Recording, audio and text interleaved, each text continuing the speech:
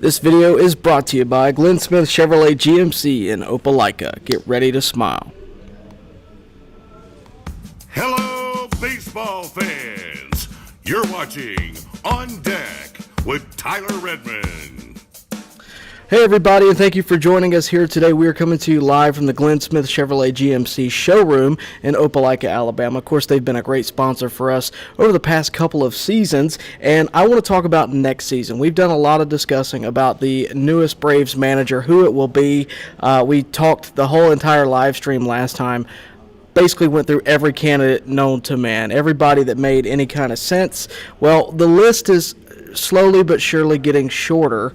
We, of course, know that Tony Vitello is going to the Giants. He was the Tennessee head coach that some had speculated could be headed to the Braves. That will not be the case. I never really saw that one anyway. I didn't think the Braves would do something that radical, that different. One unexpected hire, but appreciated nonetheless. Kurt Suzuki is headed to the Angels. There was speculation that that job could be handed to Albert Pujols. I am happy to say that it will be Kurt Suzuki, former Atlanta Braves catcher. Obviously a friend of the Atlanta Braves, but also a really just a veteran catcher and a guy that knows the game. That's two candidates that are off the board, two managerial candidates that are off the board. There are four teams still in the mix looking to hire a manager. The Braves, the Rockies, the Orioles, and the Twins. They all still need a manager prior to the 2026 season, and you may be thinking that the Braves got to get on it. You may be out there thinking that, Tyler, the Braves have got to hire somebody tomorrow for them to be ahead of the curve. I disagree. I think the Braves' managerial spot is a rare one where they can afford to kind of wait. And the reason is, number one, it's an attractive job. You look at the other teams that I just mentioned, the Orioles I'll give you, but the Twins, the Rockies, I just don't think they're near as attractive as Atlanta with the winning over the past few years. Thank you, Spartan King, the Padres as well. That's an attractive job too, but the Braves want to make sure that they get the right guy. More so than just they need a guy, they want to make sure they get the right guy. That has been said clearly. We heard Alex Anthopoulos early on in this hunt talk about integrity is a big factor, and I believe that. I think that's should be true for every Brave, for every manager that's hired in baseball. But they can't afford to wait if it means getting to the right candidate. So what does waiting do for us? Well, it's going to allow Atlanta to speak to those that are currently competing in the playoffs. And that brings us to the news that we got today. Mark Bowman dropped an article literally this morning suggesting that for all intents and purposes, it's down to three candidates. If we're going outside the current system, it's down to three candidates. First up, Dodger bench coach Danny Lehman. This is the one that I think most people are kind of siding towards. It's the odds-on favorite at the time being. Cubs bench coach Ryan Flaherty, which is pretty interesting, former Atlanta Brave himself. Tigers bench coach George Lombard. So a lot of bench coaches from outside the organization looking to get the managerial promotion for the Atlanta Braves, which for any of these guys would be a major step up in their current position. Is really all three of those teams are playoff contenders. Personally, I'll be honest with you, I still think there's a shot for Walt Weiss. In Mark Bowman's article this morning, he talked about the internal options kind of being discarded in his mind. It seems like, at least to Mark Bowman, that with Snitker not sticking around another year, that took their shot away. I don't think that's the case at all. I disagree with that. I think it's more so that these are the three guys that from outside the organization, these are the three guys that it's come down to. And like I said, I still think the internal options of Walt Weiss and Eddie Perez will get consideration. I think the favorite there is without a doubt Walt Weiss. But again, it's really all speculation, right? We've narrowed it down to supposedly five names with Walt Weiss, Eddie Perez, and Danny Lehman, Ryan Flaherty, George Lombard. A lot of people are going to throw up the red flag and say, well, what about Mark DeRosa? What about David Ross? You have every right to do that. Here's what I think is a guarantee. I think that the Braves will, without a shadow of a doubt, be waiting until November before we hear who this is going to be after the World Series, because they're going to want to at least discuss this with Danny Lehman for the Dodgers, who is in the World Series. The other two guys I mentioned, Ryan Flaherty, George Lombard, they're already out. They can already have these job interviews if they would like. Danny Lehman is the one they are waiting on. So what's the connection here with Danny Lehman? What's the interest for the Braves with Danny Lehman? Well, he does have a connection to Alex Anthopoulos. They have a relationship that they have kept since Alex Anthopoulos was with the Dodgers back in 2016. But again, any of these coaches could be very good. Jake Hobby just put in the chat that Lombard played with Atlanta from 98 to 2000, and he was born in Atlanta. There you go. There's a connection. There's also a connection for Ryan Flaherty, right? He, of course, played in Atlanta. So there's a lot of connections here. A lot of people have made, the connection to Alex Anthopoulos for Danny Lehman just a surefire argument. I don't necessarily agree with that. But if Lehman is the top option for Atlanta from outside the organization, does that mean that DeRosa and Ross, does that mean that they're just out? And I think that's a fair question. Not to mention Walt Weiss, Eddie Perez. Here's what I'll say about that. DeRosa and Ross were recently caught at the Georgia-Auburn game on the sidelines hanging out with Chipper Jones, Tim Hudson, Brian Snitker. I just highly doubt that that was coincidental. Maybe it was discussed, maybe it wasn't, maybe it was discussed with only one of them. Maybe another role was discussed with all the conversations that have been had with DeRosa and Ross over the past few weeks. Ross flat out said, I'd like that job. To me, it just seems like there's too much Braves royalty rubbing elbows in the same place for questions to not be asked about it. And here's what I'll say, too. Whatever decision they make is going to signal something about how the front office views this team or views leadership, period. Because if you go with Walt Weiss, if you go with Eddie Perez, you are putting the Brave stamp on a guy that has been in the organization for quite a while, whether it be Perez or Walt Weiss. If you go with another option, the guys that we've mentioned, all the bench coaches we mentioned, including Danny Lehman, or if you go with David Ross or Mark DeRosa, if you go with one of those guys, you are signaling a major shift. And you may be sitting there thinking, well, Tyler, all these guys have Braves connections. All of them are longtime baseball men. How serious of a shift is it? Well, you're going younger. Danny Lehman is 40 years old. DeRosa, David Ross, they're all right around the same age. And so is Ryan Flaherty. So is George Lombard. They're all right there together. They're younger.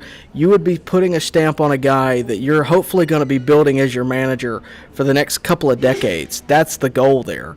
It may not happen that way, but that would be the intent, would be that this is going to be the guy that carries us into the next generation. This is the guy that's going to be here for the long haul.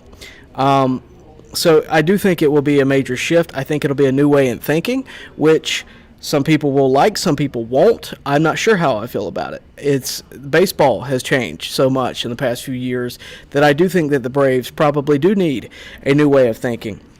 The other thing I'll mention that is let's just, for the theory here, throw out that Danny Lehman does get hired by the Braves. Well, if that is to happen, here's what I'll say about that. The Georgia-Auburn situation where David Ross and Mark DeRosa were around, could they be talking about being bench coaches? Could they be talking about being first and third base coaches? Maybe they're the next step, right? If you were to hire Walt Weiss, could they bring in some new bench coaches? I've said pretty outspokenly, I would love for any of these guys to get this job. If I'm a betting man, at this point, I think it still comes down to either Walt Weiss or an outside option. I don't think Eddie Perez is really in the mix there. I think you're more likely going to get Walt Weiss. I also think that if you had asked me at the beginning of the offseason who I thought the next Braves manager would be, I would have already told you Walt Weiss, and I said that pretty clearly early on.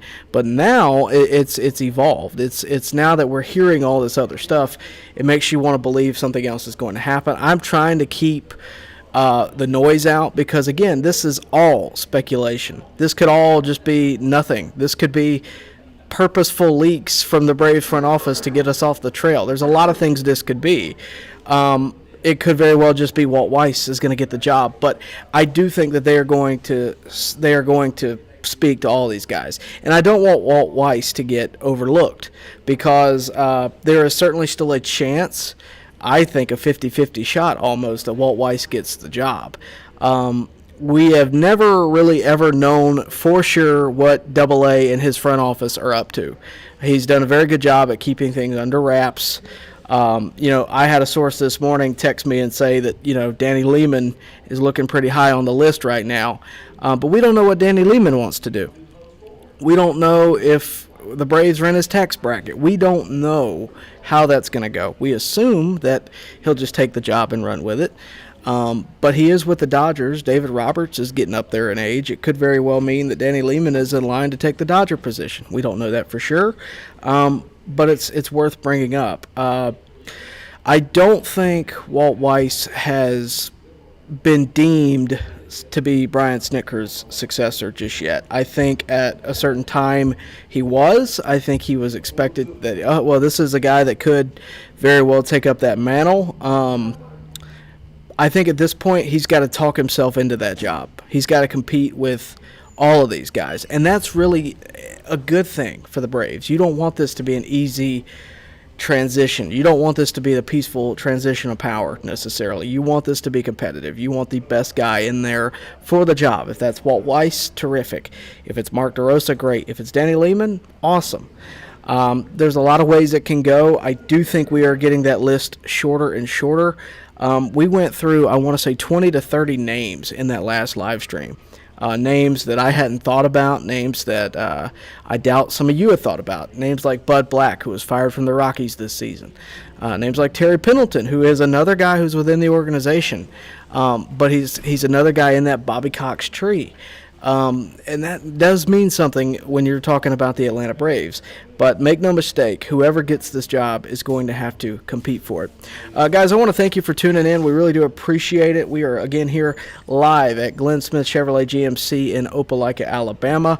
And, guys, they are hammering down high prices this month. Giant inventory, over 600 new and used on the lot or on the way. Chevrolet GMC truck and SUV headquarters. Go to glennsmith.com if you'd like to see their inventory. That is glennsmith.com. And, of course, get ready to smile. We're going to go to a quick break. When we return, we will talk about the quarterback position, so stay with us. That's next. For work or play, it's Glenn Smith Chevrolet. Silverado and Colorado's ready to roll for Chevy Truck Month. Get going in a powerful new full-size Chevrolet Silverado with discounts up to $13,500 off. Test drive the mid-size Chevy Colorados. Big performance and big discounts up to $5,000 off. People from all over the USA are coming to Glenn Smith Chevrolet. Get ready to drive and get ready to smile. So with all the talk about the Braves manager position being up for grabs, I don't want us to forget that we are still in need of positions around the team, most notably at shortstop and, of course, in the bullpen. Let's talk about shortstop for a minute. A lot of talk about Ha-Seong Kim this offseason, where he will go. Will he return to the Braves? I don't know.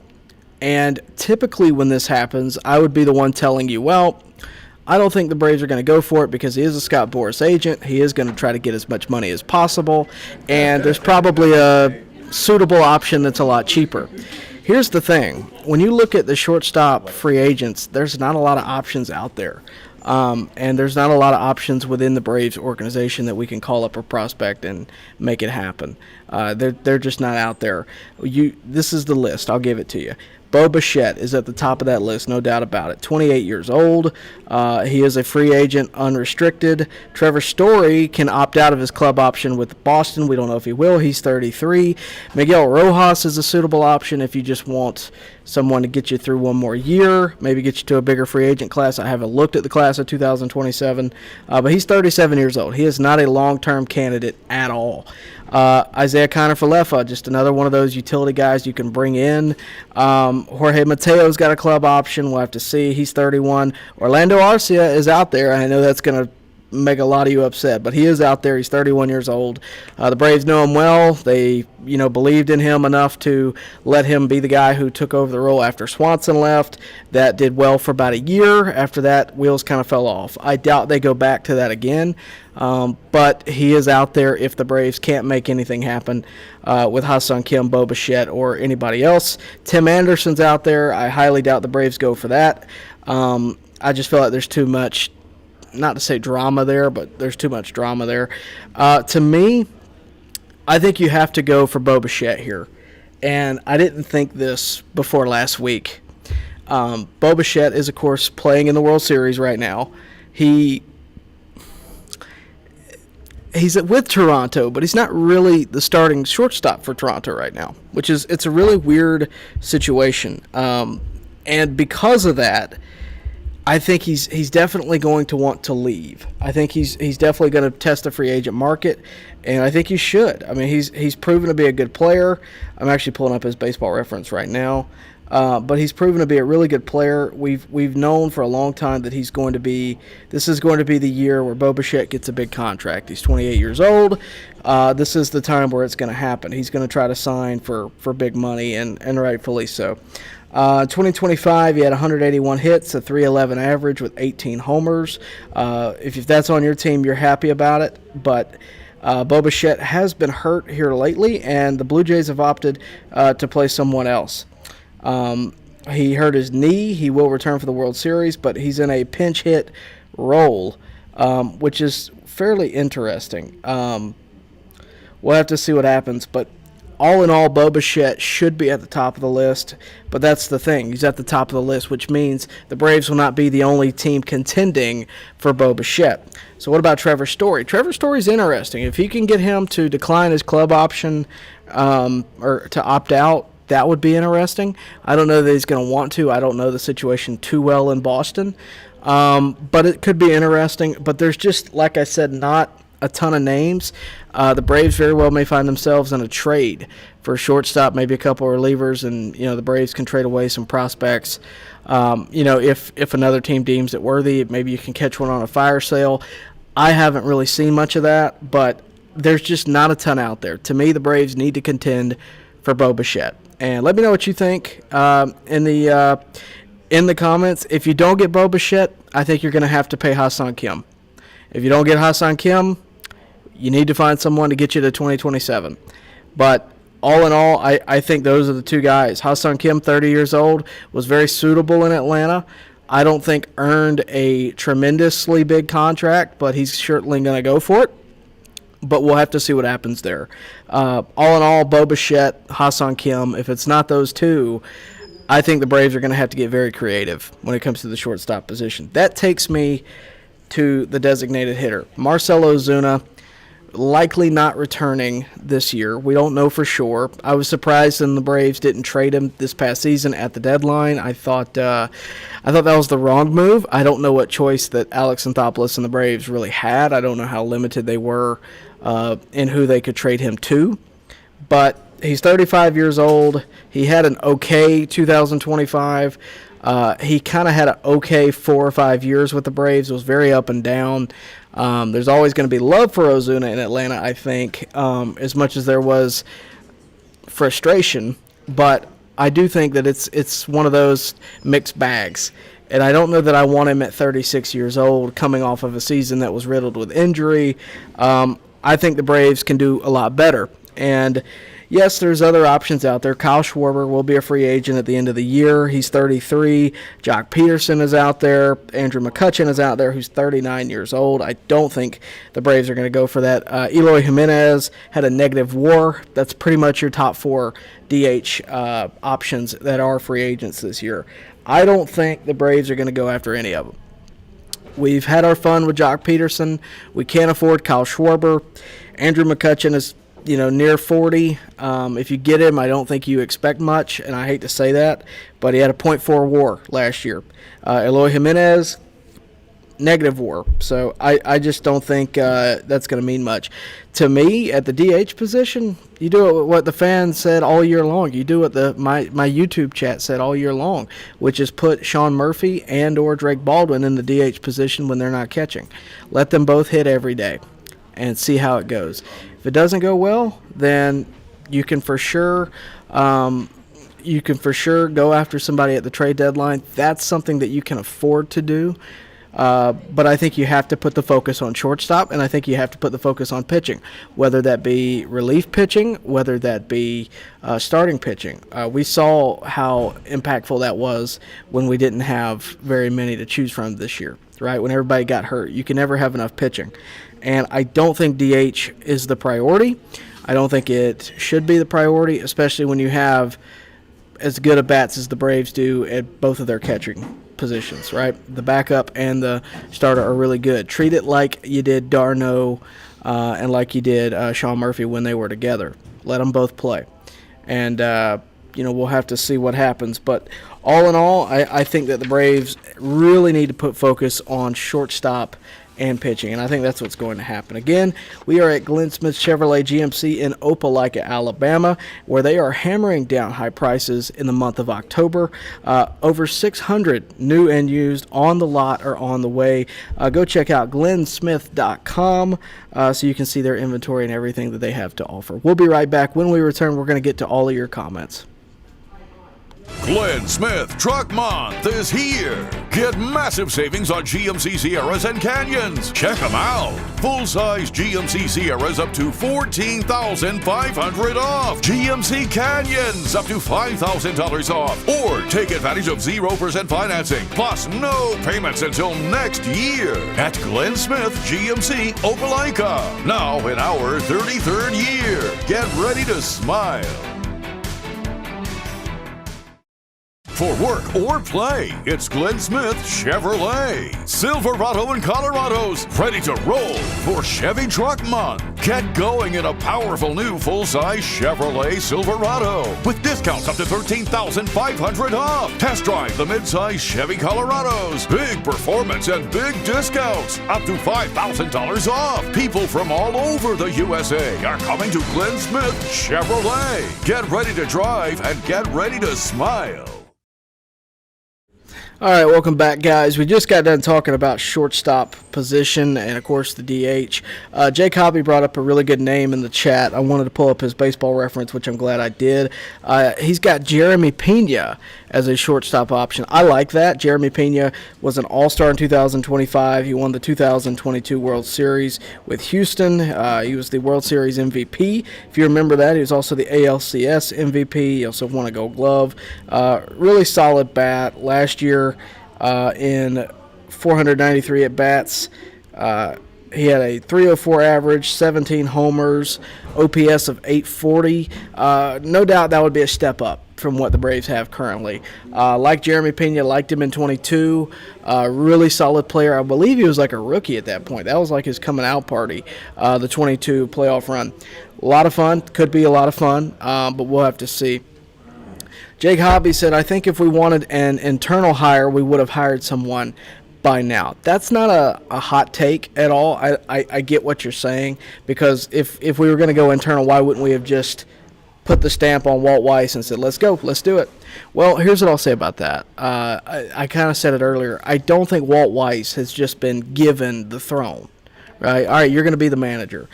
I think they're going to want to talk to as many guys that they are interested in, and they can afford to wait because they have that many guys interested in it.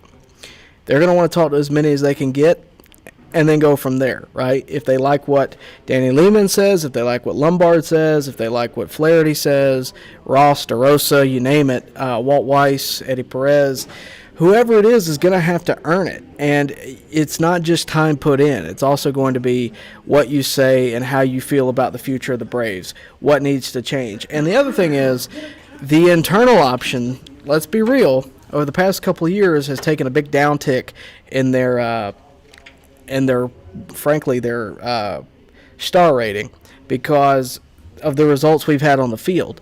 The school of thought that was there was not working.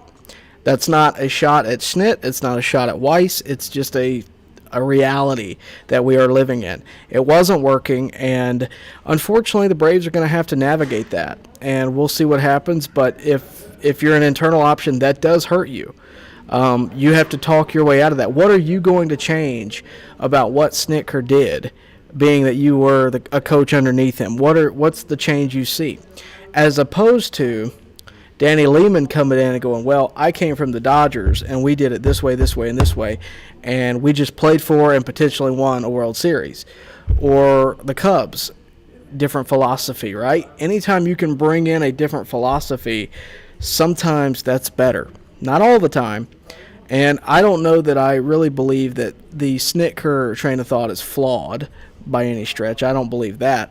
But I do think that there is definitely skepticism around anyone coming from within, right? We need to make a change. That doesn't mean that those guys won't have a job next year. It doesn't mean anything like that. But the fact that the coaches were told, if you'd like to go for another job, you're open to do interviews, probably means that the Braves are looking to make a shift. That doesn't necessarily mean they will, but it means that they certainly have the option to do that, and they certainly could do that. And I don't know that anybody would blame them. I believe it was Spartan King asked, do you think Ross as head coach and Chipper as a hitting coach is a realistic option? No, I don't. I think Chipper wants to stay home. I think he is a hitting consultant. I think he enjoys it, but I don't think he will be the hitting coach for the next 5, maybe even 10 years. I think that is a long ways away, if ever, to happen. I think he enjoys what he does. I think he enjoys having a voice in whatever meetings are had about what the team could do, how the team could build, what needs to develop, what needs to change. I think he enjoys having that kind of power, but I don't know that he'll ever be hitting coach. And on top of that, David Ross, I think, is more likely to be the manager than Chipper is to be head coach or manager or bench coach. The days on the road, that kind of thing, Chipper just is not interested in. And I don't really blame him. He's got young kids. Hard to blame anybody for making a decision like that. Now, if you're asking me as a fan, who would I like to see as hitting coach, it's hard for me not to pick Chipper Jones. And for that matter, go ahead and give me Brian McCann as a catching coach or even a pitching coach. I would take him, which I know you're going to be sitting there going, a catcher as a pitching coach? I think he could be good at it. I'm going to pick a whirlwind of alumni. I'm going to pick the dream team if I can get it right. Heck, give me Brian McCann as the catching coach, Tim Hudson as the pitching coach, Chipper as the hitting coach, Andrew Jones as the outfield coach. I'd go crazy. But that's for video games. It's not for real life. And I want to get the guy who's going to help lead this team and put the team on the trajectory or the right path to coming back from whatever happened this season. But I think it's going to be somebody that we don't expect. Like I said, everybody we mentioned has a connection to Atlanta. George Lombard played from Atlanta from 1998 to 2000. He was born in Atlanta. Ryan Flaherty played in Atlanta. Danny Lehman knows Alex Anthopoulos from back in the day. They're good friends. DeRosa played in Atlanta. David Ross played in Atlanta. There's a lot of different routes and connections. None of that matters. It's all about who's the right guy for the job. That's what we don't know. We're not in the meetings. We don't know what's being said. Even if we were, I don't know if we would know how to make the right call. Luckily, I believe Alex Anthopoulos does. So,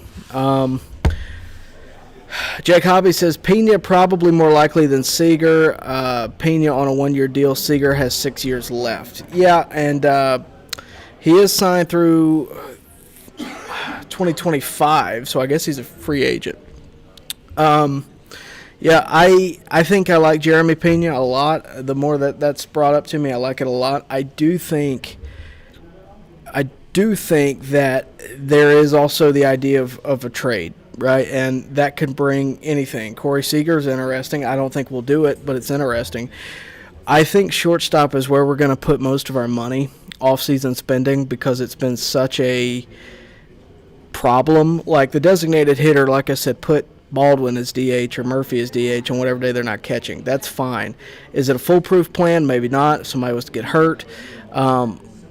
But I don't think you need to spend the money on Kyle Schwarber, a guy who can't play the field at least well. I would go put the catcher in that spot. That gives you also a little bit more versatility. It takes the idea of taking them off the bench for a pinch hit, but you get to use them in the lineup every day, which they are two really good hitters, and I think they'll be better because they'll be in the lineup every day, which does tend to improve things. So there's a lot of ways it can go. I just personally think shortstop is going to be where we spend the money, whether it be on Pena, whether it be on Bo Bichette, whether it be on Ha-Seong Kim. I think Ha-Seong Kim, because he was already in the door, could be the most likely option. That said, the Scott Boras thing turns me off. The not wanting to, pick up the option turns me off. I don't know how I feel about that. But whatever they do, if it's not Bo Bichette, if it's not Ha-Seong Kim, if it's not Jeremy Pena, you're running out of options pretty quickly, and I think they're going to have to get pretty creative. Jake Hobby says Castellanos is DH. Philly probably releasing or trading him. He's talking about Nick Castellanos. I like Castellanos, even though he hits a homer on every tragedy known to man. But no, I really don't think the Braves are going to invest in DH. I don't think that they're going to re-sign Ozuna unless it is exceptionally cheap. I don't think they need to. I almost prefer having both catchers in the lineup every day. When it comes to Castellanos, great player, but I just don't know that I view that as more important than the shortstop position, nor do I view it as important as the bullpen problem or the starting pitching problem. That's where they're going to have to go put their money. The philosophy to me is shortstop, pitching, go from there. And I do think that the Braves will be more fluid with their money this year. I think that ultimately they stayed under the luxury tax last year. It's reset. They can do a few things. They won't go nuts. They're not going to be the Dodgers, but they will definitely be more fluid than they were in 2025. And the other thing is, hopefully they'll be more competitive, which always motivates a team to spend more money, right? What ownership is going to look at a team that's 10.5 back and go, oh, yeah, we need to put some money into this? Very few, if any, unless you're the Anaheim Angels. But it's not going to happen in Atlanta. They got to be competitive, and I think hopefully you get everybody back healthy, whether it be Ozzie Albies, whether it be Spencer Schwellenbach, A.J. Smith-Shawver, Reynaldo Lopez. You start the year off with a healthy Spencer Strider. That's the goal. Chris Sale's going to be healthy. Grant Holmes is going to be healthy. You get all those guys back, and they're moving as they should. I think you're going to be better pretty much off rip. Not to mention your starting lineup as well, with Ozzie Albies coming back healthy, and we've got to avoid injuries. And I spoke last time, and I hope I made it clear what I think about this, but I really think that there is a problem with our strength and conditioning, or our philosophy in general. When you have 5 starting pitchers, all of your opening day starting pitchers are hurt for significant time, shut down for the season in large part, you have a strength and conditioning problem. And if it's not strength and conditioning, then it's our pitching philosophy, which obviously the Chris Sale injury with the ribs where he's making a diving play, it's once in a blue moon. I'm not worried about that. I'm talking about the elbow of Spencer Schwellenbach and the arm of Grant Holmes and the shoulder inflammation for Reynaldo Lopez. When you have that over and over and over again, something's got to give. And I don't know whose fault it is, but I'd like an audit of our systems in place and see where that takes us. I would like that. Reminder, we are reading off your comments. We're giving you what we thought. Vision Music Works came in with a comment early on. Says, I'm on it. Just heard an update on 680 The Fan, and your notification popped up at the same time. Yeah, I heard this from a few people today. I have a source that's been pretty good about this kind of information. I hate to say there's a mole in the Braves organization. I'm not going to say that, but I do have a source that was telling me about Lehman early on, and of course today it comes out that that's a real life possibility. But we'll have to see where it goes. My thoughts on adding Sonny Gray. I like Sonny Gray. I've liked Sonny Gray for a long time. I wanted him, I think, at the last 2 or 3 trade deadlines, I thought we could go out and get Sonny Gray because of his connection to Atlanta, his connection to Georgia. But ultimately, Sonny Gray, I don't even know his contract status. In fact, I'm going to look it up for you. Let me look it up on my phone. But yeah, I like Sonny Gray a lot. Been a really good pitcher. He's kind of like a Charlie Morton, just veteran guy. Not a Hall of Famer necessarily, but just a really solid arm over the years. Last year he was 14-8. He had a 4.28 ERA. 35 years old. They could get him. I don't know if he's a free agent or not. But what I do know is they're going to get Schwellenbach back. They're going to get Lopez back. They're going to have Strider, Sale, Grant Holmes, Reynaldo Lopez, A.J. Smith-Shawver. Like, they got guys. It's whether or not you want to bolster your starting rotation even further just to ensure the injury bug doesn't come back to bite you. That is very possible. I think you got to focus on bullpen more so than your starting rotation, which it sounds contradictory, but it's the truth. I really think you got to focus on the bullpen because when you look at the pen, especially last year, just it wasn't there. And part of that was because your bullpen was covering your starting rotation. Even with Grant Holmes early on, right? He's a reliever. And I said at the beginning of last season, I did not like the fact that we were pulling Grant Holmes from the pen. I loved the fact that we could call on Grant Holmes to cover 3 innings out of the pen at any given time. I really like that. We lost that weapon, put him in the starting rotation. He gets hurt, whoop-de-doo, and we don't have him anymore. I think you could move him and Reynaldo to the pen and really bolster it right there. I think you need to add some elite guys on the back end. Don't ask me who I think, but I do think we need to add some elite guys and just some firepower on the back end. Love Raisel Iglesias, but if he's your only guy that can cover an 8th or 9th inning, you got a problem. And that was kind of the case this year. We were bleeding from everywhere. The bullpen, the starting rotation, the starting lineup, nothing was really solid. And not just this year, even the year before. Even though we had a playoff spot, it was not near as solid as we previously expected the Braves to be. So, all in all, I think that you need to bolster your bullpen, and the rotation will either fix itself with everybody coming back, or you need to bolster that as well.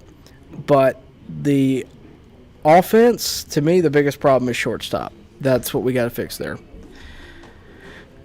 Thank you guys for tuning in. We really do appreciate it. Coming to you kind of early today. We're live streaming from Glenn Smith Chevrolet GMC in Opelika. They are hammering down prices in the month of October. If you're in need of a new car, come see my friends over here. Go to glennsmith.com. They're going to get you taken care of and get you squared away. We're going to go to a quick break. Get your comments in. We got a few more minutes before we close up shop here, but I want to answer as many off-season questions as we can. Get your managerial ideas, even if they're crazy, throw them to me. Get your free agency ideas. Get your trade ideas. Give me anything you got, and we'll be right back. When we do come back, we're going to answer the rest of your questions. Glenn Smith Truck Month is here. Get massive savings on GMC Sierras and Canyons. Check them out. Full-size GMC Sierras up to $14,500 off. GMC Canyons up to $5,000 off. Or take advantage of 0% financing, plus no payments until next year. At Glenn Smith GMC Opelika. Now in our 33rd year. Get ready to smile. For work or play, it's Glenn Smith Chevrolet. Silverado and Colorado's ready to roll for Chevy Truck Month. Get going in a powerful new full-size Chevrolet Silverado with discounts up to $13,500 off. Test drive the mid-size Chevy Colorados. Big performance and big discounts up to $5,000 off. People from all over the USA are coming to Glenn Smith Chevrolet. Get ready to drive and get ready to smile. Welcome back, everybody. Again, coming to you from Glenn Smith Chevrolet GMC in Opelika. Spartan King, do you think we need to add an extra outfield bat for depth, or should we just keep Eli White for backup? I really like Eli White. I liked him in 25. I liked him out of spring training. He had a really good spring training. Even a couple of years ago, I liked him. I think he'll probably be around to stay. I could be wrong. I do think we're going to make some major roster changes, but in terms of an outfield bat for depth, of course, you'll have Ronald Acuna, you'll have Michael Harris. I think the outfield could improve, but we'll have to see. I think if you want to add an outfield bat for depth, you can.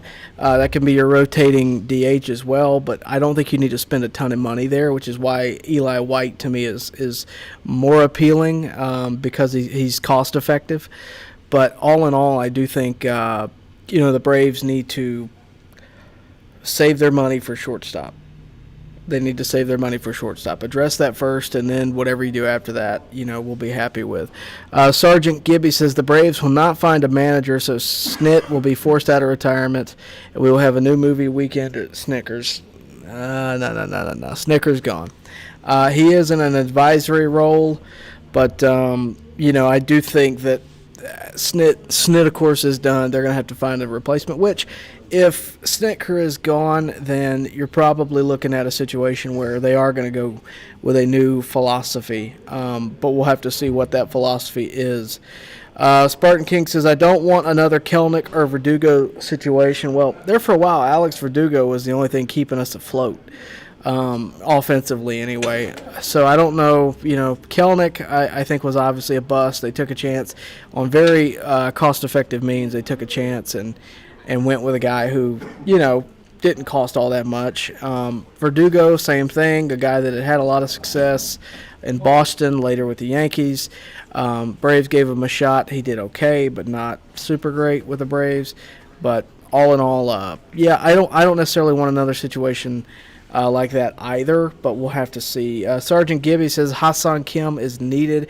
We talked about that pretty extensively earlier on. I would say if you don't go Ha-Seong Kim, I think you have to go get somebody of equal stature. I've said that pretty much all off season long. Bo Bichette, Trevor Story, even a Jeremy Pena, which Jake Hobby mentioned earlier. I like all those options, but they all cost money. Jeremy Pena is probably the most cost-effective one out of those, but we'll have to see. Jake Hobby says, what do you think about adding Austin Nola on minor league contract yesterday with invite to spring training? Austin Nola. Yeah, it's pretty interesting. Of course, I believe he is the brother of Aaron Nola, if I'm not mistaken. I didn't even see that. Yeah. Braves news, Atlanta reportedly adds Austin Nola, Cal Quantrill. Interesting. Austin Nola, the brother of Aaron Nola, gets a minor league contract. I don't mind it. Backup catcher, which, we don't have a ton there other than Drake Baldwin and Sean Murphy, especially if you're going to DH both of them. On reversing days, if you're going to do that, having a third catcher just to make sure you're good there could be a good thing. And, anytime you could add depth at catching, it's a good thing.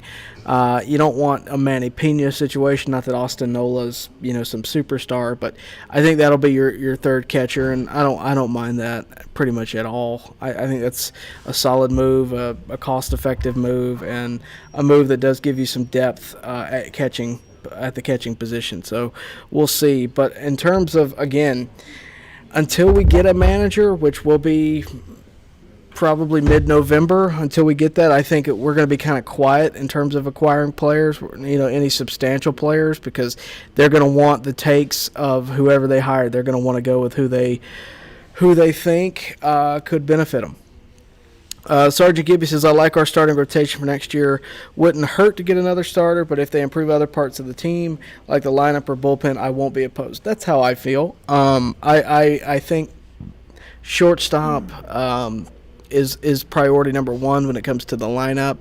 DH, you go with Murphy and Baldwin there, and then you really need to bolster your pen.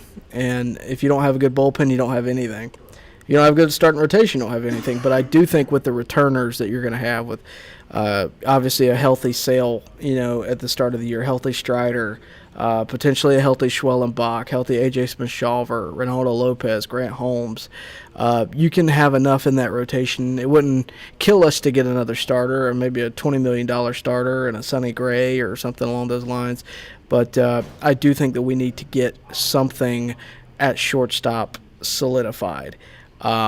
When that happens, I don't know, but I do think that is priority number one. If it's not, it should be priority number one, because that has been such a Achilles heel for the Braves in quite a while. Sergeant Gibby says we need the least amount of easy outs in the lineup. Well, yeah, and respect to Nick Allen. He's obviously was in the Gold Glove finalists. He's an easy out offensively, infield hit occasionally, maybe a bloop single, but, we'll see. Who gets moved from the bullpen in the rotation, in your opinion? Lopez, Holmes? I think Holmes is a guarantee move to the pen. I don't think he should have been in the starting rotation at all. I didn't like it when they did it to begin with. All due respect to Holmes, it has nothing to do with him, but I liked him as a weapon out of the pen. I liked the fact that if we got in a tough spot, we could pull him out and get 2 or 3 innings out of him. I really enjoyed that aspect of his game. In terms of Lopez, I don't know. I just don't know if his arm is there. Shoulder inflammation, I'd rather have him for an inning or 2 a day than for 5 every 5 days if he's going to be hurt for 2 months out of the season. So, I think you can move those guys to the pen pretty easily. I think, it depends when everybody's healthy too. The Braves may have to finagle using Grant Holmes to some degree in the rotation because they don't have Schwellenbach yet. So we'll have to see when everybody's coming back healthy. Ideally, your rotation to me is Chris Sale, Spencer Strider, Spencer Schwellenbach, A.J. Smith-Shawver, and maybe a Hurston Waldrop. I liked what he did this year a lot. So that to me is ideal if they're performing as expected, which I think they will once they're healthy. A.J. Smith-Shawver was on a Rookie of the Year campaign until he got hurt. Hurston Waldrop came up and did really well. So I think that's what you're hoping for. And then you're hoping that Chris Sale and Spencer Strider do what they're supposed to do, and that's, have Cy Young level seasons, hopefully. Jake Hobby says, need to start talking with Ozzie, his club options. So he has... I think he's only signed to the end of this year, if I'm not mistaken. I think his contract's up at the end of this year, even with the options. I would love to re-sign Ozzie. We already heard a lot of Braves fans and Braves media say that they wouldn't have picked up the option this year. It is a club option, and I disagreed with that when they said it, and I think I was right overall. I thought that was a rush to judgment. I think at the time. We were seeing a guy come off of injuries, broken hand, broken wrist. Now, one thing after another with that. I think you pick up the option. I think you get through this year, and then maybe you start that conversation of would you like to extend.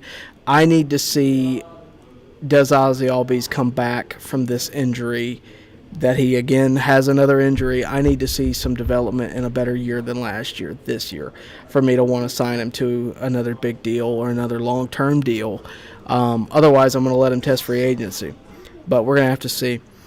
Spartan King, does Waldrop crack the starting rotation opening day? Very possible. Depends on how he does in spring training. He definitely proved himself this year. This is a guy who was a stud at Florida. Could very well be, a stud for the Braves here sooner rather than later. He's not a guy that was drafted out of high school. He's not making strides through the minor leagues. This is a guy who, when we got him, we knew, in 2 years he's going to be a stud. And I'm hoping he cracks it on opening day. I like him a lot. And he proved to me this year that he can pitch. He's just got to pitch. And he's got to do, he's got to pitch as he did at Florida and be consistent. Everybody's going to have the growing pains of going from the minors or to college, from college to the majors, whatever it may be. Everybody's going to have those growing pains.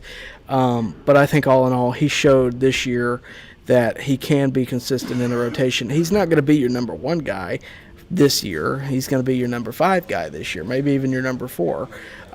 But I do think that he is one of those that could very well crack the rotation on opening day. Ideally, that's my rotation. I'll say it again: Chris Sale, Spencer Strider, Spencer Schwellenbach, A.J. Smith-Shawver, and Hurston Waldrop, and I got Lopez and Holmes in the pen. If you can get Lopez in the rotation, maybe you're battling out between Shawver and Waldrop. But all in all, there's a lot of ways it can go. We're going to do our spring training breakdowns when that time comes. We're not quite there yet. But I do think, all in all, there's a lot of ways that the starting rotation can go. Sergeant Gibby says, we need to use Elder as the sixth starter. He can pitch versus bad teams and save our rotation. Well, I like Bryce Elder. I do. At one time, he was a lot like Hurston Waldrop. Actually, he's coming from Texas. Highly touted prospect, highly touted college pitcher, stud guy on the mound in college, and just hasn't really found it. The stuff doesn't work as well in the majors as it did in college. He doesn't have super high velocity. He's hit really well, and it's tough, because here's the thing. If you're not – starting pitching is such a delicate balance, because if you're throwing 102 miles an hour, that's on like average for your fastball, right? Maybe we'll call it 100, but he doesn't throw that. He throws less than that. He's not Greg Maddux. He does have low velocity stuff. It works for a couple innings, and then he has that one big inning where everything's a beach ball. And if you're not going to throw it 100 miles an hour, if you're going to save your arm, you're going to be Bryce Elder. And unfortunately in today's game, it's tough to be Bryce Elder. It's tough to throw the way he does and to pitch the way he does and be successful. If this was the 90s, he probably would be pretty good, but hitters are so good these days. They see such a high velocity. Now they can crush what he's throwing, and it's unfortunate. In terms of he could pitch against bad teams, they're still professional hitters. I'm with you on the save the rotation. I don't think they'll ever go to a six-starter rotation, at least not in the next couple of years. I don't know. Baseball's changing so much. It could happen. But I don't think they'll do it. I think that there'd be too much of an opposition from the other five starters that they want to pitch, but we'll see. Spartan King wants to know, would I keep Bryce Elder for depth or would I trade him? Well, the problem is I don't know that his trade value is that high, right? What team out there is going to look at Bryce Elder and go, that's my guy? Very few, unless they see something in his pitching that they think they can work with him and makes a couple changes that makes him really good as a starter. He's not going to be an effective reliever because he doesn't throw for high velocity. I think you keep him for depth for the time being, which I know a lot of you people are going to roll your eyes, and I get it. But I think you keep him for depth because he is more valuable in those roles where you can pull him out of the pen spot, start him, and, do what you can with that. But if you try to trade him, you can do that, but I don't think you're going to get much of a return. And I think you're going to dislike the return more than you're going to dislike having Bryce Elder on your team. That's kind of how I feel about that. So, all in all, when it comes to Bryce Elder, I don't think he's going to be what we thought he was going to be or what we hoped he was going to be. But we'll see. Sergeant Gibby says, trade him to the Rockies because they employ Kyle Freeland. Very true. Very true. The Rockies are an interesting organization. I don't... As much fault as Alex Anthopoulos and the front office for the Braves have gotten over the past couple of years, the Rockies are one that I just don't understand. I will never understand the Chris Bryant signing. I'll never get it. They were not competing. They were not trying to compete. They were not doing anything to compete. That, to me, is where you're supposed to rebuild. They just decided, you know what? Forget all that. We're going to sign one of the biggest free agents in quite a while, and we're gonna go for that. So we'll see.